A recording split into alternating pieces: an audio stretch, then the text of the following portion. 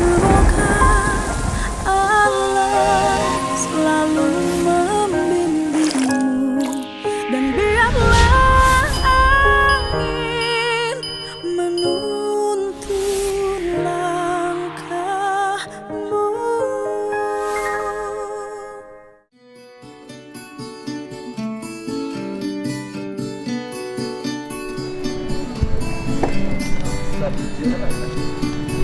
Bapak, lihat Pak.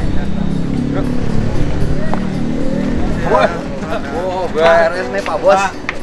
Pak, makasih ya Pak. Makasih keluarga. Hidup Pak Dede. Hidup. Terima kasih Bapak Dede. Terima kasih Bapak Dede dari kami. Woi, belum pulang. Mau doa bersama nanti Bapak. Di mana? Memimpin doa bersama Pak di rumah Pak Haji Kosim musolanya. Iya Pak.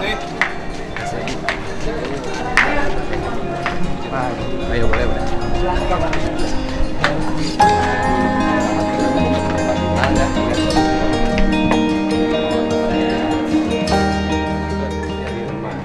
Nggak kuat duduk lama ya? Dia nggak kuat duduk lama. Ininya ya? Iya.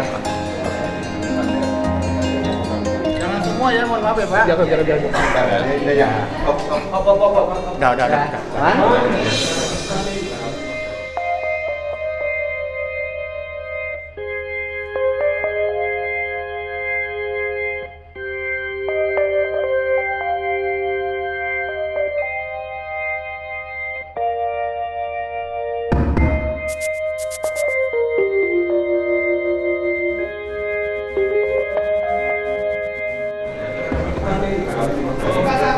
Enggak. Kenapa? Wah, ini ketemu. Semangat dong. Semangat. Udah sehat lagi? Dikit. Harus kawin. Nanti kalau udah kawin sembuh. Ini Pak Sarjono juga sama. Dulu sakit punggung. Nah, begitu kawin sembuh. Punggungnya sembuh. Duitnya nggak punya. Saya kalau dompet. Iya. Sekarang Pak, berapa jam buat duduknya? 2 jam. Ya? Kuat duduknya berapa jam? 2,5 jam. Setengah jam.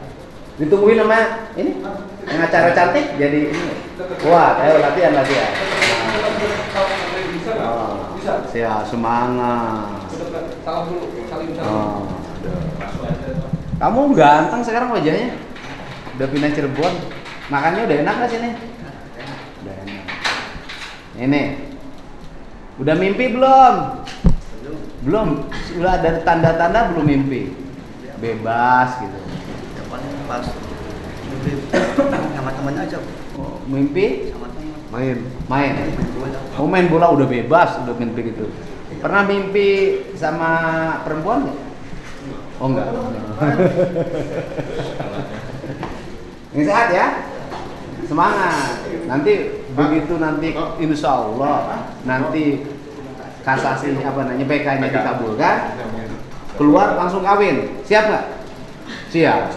Calonnya ada? Oh belum. Nanti cariin tuh sama dia tuh.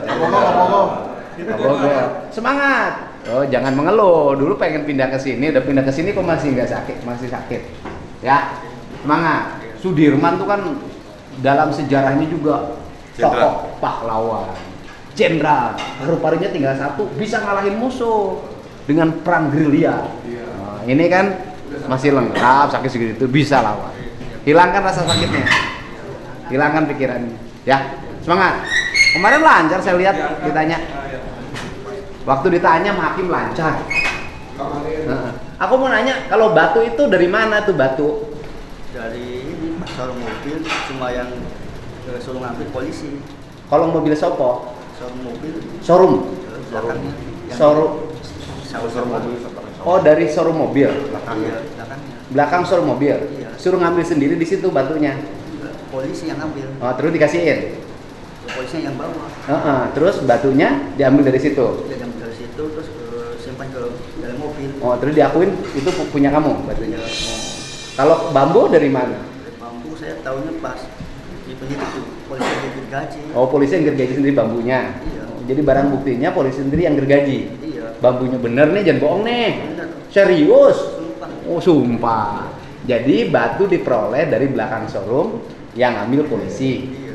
Bambu diperoleh oleh polisi sendiri. Iya. Yang menggergaji sendiri polisi. Iya. Berarti itu barang bukti siapa? Nggak tahu. Barang bukti polisi.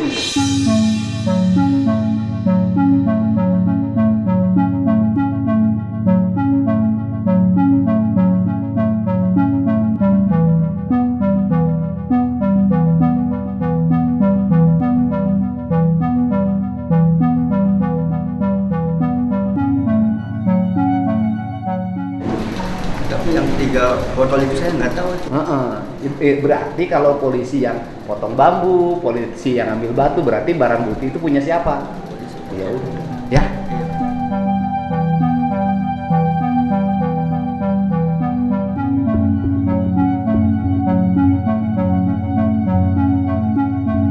Ya. Nanti saya minta Terima kasih. Oke, terima kasih banyak. Itu ya. nanti 10.000 Pak. Asik. Pak izin minta foto Pak. Ini. Pak.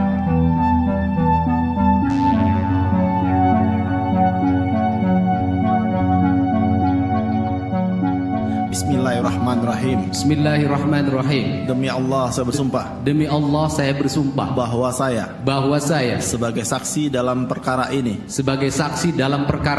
akan memberikan keterangan yang benar dan tidak lain daripada yang sebenarnya. Silakan duduk, Pak.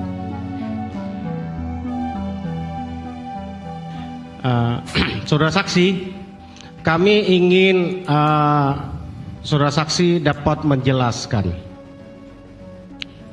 bahwa selain 6 pemohon PK yang kemarin, di awal kami melihat di konten atau di dalam YouTube yang saudara saksi upload juga terkait dengan pemohon PK Sudirman. Saudara saksi dapat mungkin menjelaskan apa yang saudara saksi dapatkan selama mencari atau membuat YouTube tersebut yang diupload. Silakan. Baik. Pertama, ketika saya menemukan kasus ini melalui media televisi dan media sosial, saya sudah 2 kali menjelaskan saya menemui sudah Ibu Titin sebagai kuasa hukum. Di rumah Ibu Titin itu, waktu itu ada 1 Saka Tatal, 2 kakaknya Saka Tatal, yang ketiga adalah ayah dan ibunya dari saudara Sudirman. Mohon maaf terganggu karena pemohon PK ini ada keluhan fisik. Kami sudah mengajukan untuk dilakukan pemeriksaan. Oke, sesudah saudara saksi melakukan penelusuran ya, mengetahui ada peristiwa, apa yang membuat saudara saksi mengupload itu lalu mencari tahu lebih dalam tentang peristiwa Vina dan Eki di Cirebon ini? Yang pertama adalah ketika bertemu dengan Saka Tatal dan kakaknya, kemudian ayah dan ibunya Sudirman, waktu itu saya bertanya pada ayah dan ibunya Sudirman, di mana posisi Sudirman saat peristiwa itu terjadi. Ayah dan ibunya yang menyatakan bahwa pada saat peristiwa itu terjadi, Sudirman berada di rumahnya dan dia bersumpah. Setelah itu mungkin ini waktu dekat ya, mungkin sekitar 3 bulan atau 4 bulan yang lalu, saya pun bertemu dengan adiknya Sudirman, yaitu saudari Lilis. Dan dia menyatakan pada malam minggu itu Sudirman berada di rumah main HP. Setelah itu juga saya bertemu dengan Arfan, tetangganya Sudirman, yang menyatakan bahwa dia melihat pada malam minggu itu Sudirman berada di depan rumahnya. Kemudian saya juga bertemu dengan saudara Tono sebagai kakak ipar dari saudara Arfan. Ketika malam minggu itu dia wakuncar pada pacarnya yang kebetulan rumahnya berdekatan dengan saudara Sudirman. Dan dia melihat Sudirman ada di depan rumahnya. Cuman pada waktu itu dia pun mengajak saudara Sudirman untuk ke tempat kontrakannya. Tetapi saudara Sudirman menolak. ya kan? Karena dia masih main di tempatnya atau di halaman rumahnya. Biasanya Saudara Sudirman itu ketika diajak suka bermain di rumahnya Saudara Tono. Baik. Setelah saudara bertemu dengan tadi Arfan, Ritono dan Ya. juga Lilis, ya, saudara saksi mewawancarai mereka bertiga. Kesan apa yang saudara saksi dapatkan dari kesaksian mereka? Setelah saya mendapatkan kesan yang mendalam bahwa Sudirman bukanlah orang yang memiliki kualifikasi untuk melakukan tindak pidana. Dilihat dari sisi postur tubuh, kemudian kecakapan, dan ketiga riwayat hidupnya, di mana Sudirman sekolahnya pun itu umur 17 tahun baru lulus SD. Artinya bahwa dia tidak memiliki kualifikasi atau kecakapan seperti orang-orang yang lainnya, apalagi melakukan tindak pidana pembunuhan dan perbuatan asusila. Melihat dari sisi fisik dan fisik yang dimiliki oleh Sudirman, Saudara Sudirman menurut saya jauh dari peristiwa yang dituduhkan itu. Baik, memang itu yang kami ingin konfirmasi, saudara saksi, bahwa berdasarkan dakwaan dan juga uraian peristiwa di dalam putusan, Sudirman ini boleh dibilang adalah pelaku utama. Karena pada tanggal 17 Agustus di dalam dakwaan dan uraian peristiwa di putusan, Sudirman ini mendapatkan SMS dari DPO yang bernama Dani. Yang Dani dalam hal ini fiktif dan sampai hari ini belum pernah dihadirkan dan tidak bisa dihadirkan. SMS-nya pun yang bukti tanggal 17 itu ini adalah selama PK kami persoalkan tidak pernah dihadirkan di dalam berkas persidangan. Bahwa dia karena dituduh dia terus yang ke sakatatal, lalu dia yang memprovokasi. Saya sependapat dengan apa yang saksi sampaikan tadi, bahwa biasanya seorang saksi pelaku utama, apalagi ini dalam unsur pembunuhan berencana, tentu dia harus aktif mempengaruhi orang, apalagi ini 11 orang, ya kan, mempengaruhi kan. Selain yang sudah disebutkan ada Dani sakatatal, dia sampaikan SMS-nya.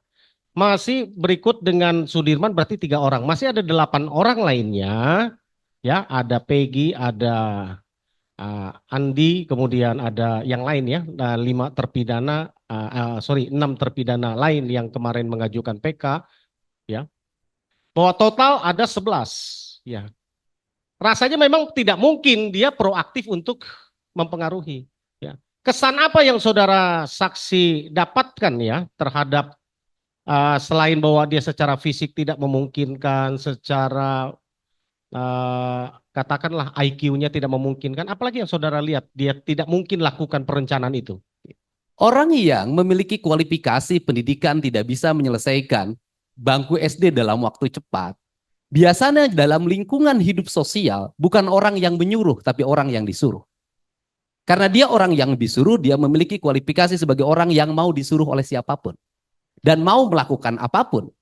Nah, dalam pergaulan seperti itu adalah orang yang seperti Sudirman, menurut saya tidak punya kualifikasi melakukan perintah.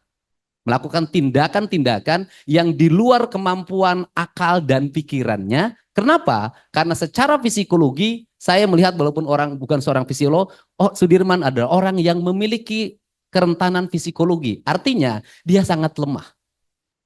Dia mudah nangis, dia mudah sakit. Itu bisa dilihat dari riwayat kesehatannya. Ya, terima kasih kesaksian saudara saksi terhadap Sudirman ya. Kalau saudara saksi mendapatkan nggak informasi saat itu Sudirman waktu tahun 2016 lalu dari kesaksian yang saudara lihat mungkin di luar Arfan, Ritono dan juga Lilis, mereka kemarin dalam kesaksiannya sudah menyampaikan bahwa Sudirman itu tahun 2016 bulan Agustus itu baru belajar motor. Ya, sedangkan di dalam dakwaan bahwa Sudirman ini dianggap masuk ke salah satu geng motor, waktu itu sebutannya geng motor dan berselisih dengan antar geng. Apa pendapat saudara? Apakah mendapatkan info? Yang pertama bahwa pada peristiwa tanggal 27 Agustus 2016, Sudirman itu tidak dalam posisi bersama teman-teman yang lain. Dia tidak ikut minum ciu di warungnya Bu Nining, dia tidak ikut ke rumahnya Hadi, dan dia tidak ikut nginep di rumah anaknya RT Pasret. Karena dia posisinya dia berada di depan rumahnya. Terus yang kedua adalah melihat dari, saya pikir anggota kepolisian pasti bisa membedakan mana karakter orang yang memiliki kualifikasi sebagai geng motor. Geng motor itu ada dua hal yang dia miliki. Satu, kemampuan berkendaraan bermotor. Dia mampu melakukan kecepatan tinggi ketika memacu kendaraan bermotornya. Yang kedua adalah memiliki jiwa sadisme. Dia sanggup membunuh, dia sanggup melakukan pengejaran pada orang, dan dia memiliki musuh. Kalau melihat foto Sudirman, riwayat hidupnya menurut saya tidak ada dia memiliki kualifikasi itu. Setelah itu kan kepolisian memiliki catatan. Polisi itu pasti tahu kelompok mana saja yang disebut geng motor, siapa saja nama yang tercatat. Apakah Sudirman ada dalam catatan di grupnya ekstasi atau di grupnya yang lain? Berarti bisa ditanya di seluruh geng motor yang ada di kota Cirebon waktu itu dan di Kabupaten Cirebon, apakah saudara Sudirman pernah ikut nongkrong bersama geng motor atau pernah terdapat riwayat dia melakukan tawuran dengan kelompok lain? Karena upaya pembunuhan biasanya dilakukan didahului oleh tawuran yang sebelumnya. Pertanyaannya adalah, apakah Sudirman pernah melakukan tawuran sebelumnya? Polsek pasti tahu. Ada informasi lain yang mungkin saudara saksi dapatkan selama mencari informasi tentang peristiwa Vina dan Eki ini, terutama terhadap kepribadian Sudirman yang saudara saksi dengar? Saya justru pada kesempatan siang hari ini saya meminta maaf pada Sudirman. Saya pernah menyatakan ketika berkunjung ke salah satu LP di Bandung, saya mengeluarkan pernyataan bahwa Peggy, setelah Peggy keluar vonis tidak terbukti di pra-peradilan, saya akan nyatakan bahwa Dani dan Andi itu tidak usah dicari lagi. Karena Peggy, Dani, dan Andi adalah produk dari karya ilmiahnya Sudirman. Saya berpikir pada waktu itu ketika nama itu dimunculkan oleh Sudirman ketika dalam pemeriksaan. Karena ketidakmampuannya menghadapi tekanan psikologi dan fisik. Tetapi setelah saya bertemu dengan Sudirman secara langsung, ketika Sudirman sudah bisa ditemui di LP Bance kalau tidak salah. Ya. Kemudian saya bertemu dengan Sudirman mengatakan bahwa saya tidak pernah mengatakan ketiga orang itu. Tetapi Sudirman mengatakan bahwa ketiga orang itu ada berdasarkan dari apa yang diarahkan oleh penyidik. Untuk itu saya pada Sudirman, saya mohon maaf. Artinya bahwa ke-11 orang yang dituduhkan melakukan tindak pidana pembunuhan dan perbuatan asusila itu ada sebelum peristiwa itu ada. Saya katakan sekali lagi, orang filsafat pasti tahu, ke-11 orang itu ada sebelum peristiwa itu ada.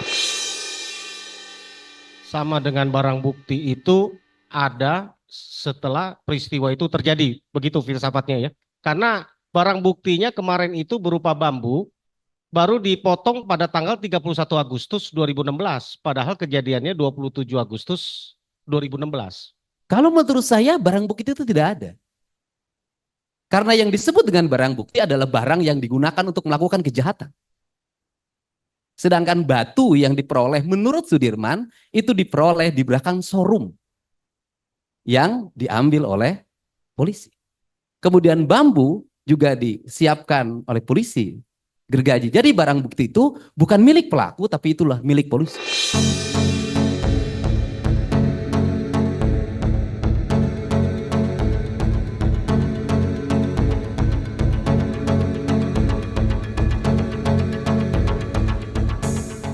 Selain bahwa tadi saudara saksi mendapatkan informasi Sudirman adalah sutradara tadinya ya dari semua sinetron pembunuhan Eki dan Vina ya.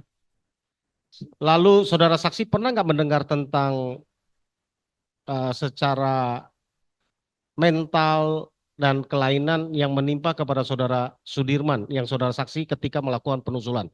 Iya, kalau saya sih melihat bisa dilihat secara fisik. Sudirman itu orang yang tidak memiliki ketahanan fisik dan mental untuk menghadapi tekanan psikologi yang dia alami dan menghadapi tekanan fisik yang dia alami. Ketahanan fisik dan mentalnya ambruk dan jatuh. Dan bisa dilihat, di saat yang lain masih bugar, hari ini Sudirman jauh lebih rapuh. Artinya, kondisi Sudirman sesungguhnya jauh lebih berat dibanding dengan terpidana yang lain. Dari mana saudara saksi melihat itu? Dari kondisi fisiknya, dari cara berbicaranya, dari sikapnya. Karena dia memiliki kemampuan di bawah kemampuan yang lainnya. Dan tidak mungkin orang yang memiliki kemampuan yang sangat rendah menjadi otak pelaku. Setelah melihat nih, sesudah bertemu dan sekarang melihat persidangan PK berjalan, kami ingin tanggapan saudara saksi terhadap Sudirman selain tadi adalah yang paling rapuh, yang paling berat menghadapi siksaan tadi, apalagi kesan, apalagi yang saudara saksi dapatkan terhadap Sudirman ini? Sudirman merupakan orang yang paling berat karena dia mengalami tuduhan yang berat. Dia mendapat prasangka dari terpidana yang lain. Prasangka sebagai orang yang seluruh ucapannya dan tindakannya menjadi alat untuk membunuh teman-teman. Prasangka itu akan melahirkan tekanan psikologi yang sangat tinggi. Sedangkan dia sendiri tidak memiliki kesadaran yang cukup untuk melakukan perbuatan hukum, beracara, menghadapi penyidikan, menghadapi penuntutan dan menghadapi penjara yang dia alami. Sesungguhnya Sudirman adalah orang yang paling rapuh di antara seluruh terpidana yang ada. Kalau itu yang saudara saksi sampaikan tadi, bahwa melihat rangkaian yang disampaikan bahwa lihat dari fisik, mental, tekanan yang dihadapi, bahwa dia bukan pelaku. Dengan apa yang terjadi, yang terbukti atau yang terpapar ya, dipaparkan di dalam muka persidangan ini, apa pendapat saudara terhadap peristiwa Vina dan Eki?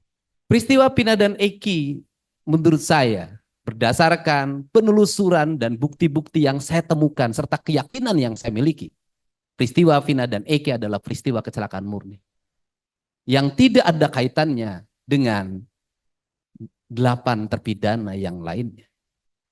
Karena ini peristiwa murni, sesungguhnya gelora, gelombang yang terjadi, lahirlah penangkapan, kemudian penyelidikan, penyidikan, penuntutan, sampai ke muka pengadilan mereka mendapat hukuman vonis. Sesungguhnya itu adalah hanya peristiwa psikologi personal orang yang memiliki kuasa atas segala hal.